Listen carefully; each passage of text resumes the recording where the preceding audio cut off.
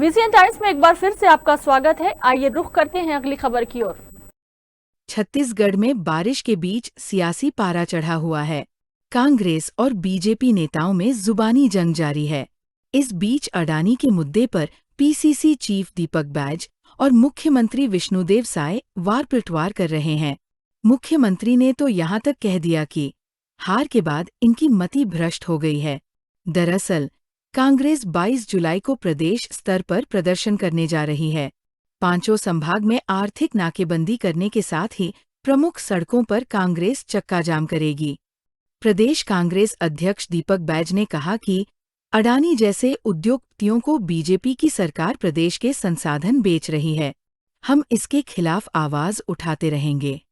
छत्तीसगढ़ के खनिज संसाधन को हम लूटने नहीं देंगे। छत्तीसगढ़ की जनता की हक और लड़ाई के लिए कांग्रेस पार्टी हर स्तर पर लड़ाई के लिए तैयार है। पीसीसी चीफ दीपक बैज ने कहा, एक नेता हमारे जेल के अंदर है, दूसरा जेल काटकर वापस आए हैं। ऐसे में बीजेपी कांग्रेस के नेताओं को डराकर ये संदेश देना चाहती है कि जब भूपेश बघेल के ऊपर कार्यवाही कर सकते हैं तो बाकी को छोड़ दीजिए।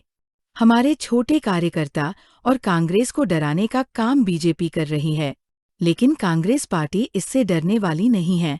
इसी बयान पर मुख्यमंत्री विष्णुदेव साय ने पलटवार करते कहा, इन लोगों के पास बोलने के लिए अब कुछ नहीं है। बार बार हारने के बाद इनकी मति भ्रष्ट हो गई है। विधानसभा, लोकसभा, नगरीय निकाय चुनाव में भी कांग्रेस हारी है, इसलिए अब कुछ भी बोल रही है। अब इन लोगों के पास बोलने के लिए कुछ है नहीं। बार बार हार के इतने का मति भ्रष्ट हो गया है। विधानसभा में हारे, लोकसभा में हारे, नगरीय निकाय पंचायती राज में इनका सुपड़ा साफ हो गया, तो इनका अब बोलने के लिए कुछ है नहीं, तो कुछ भी बोल रहे हैं। भूपेश बघेल के बेटे की गिरफ्तारी के बाद से कांग्रेस लगातार अलग अलग तरीके से प्रदर्शन कर रही है।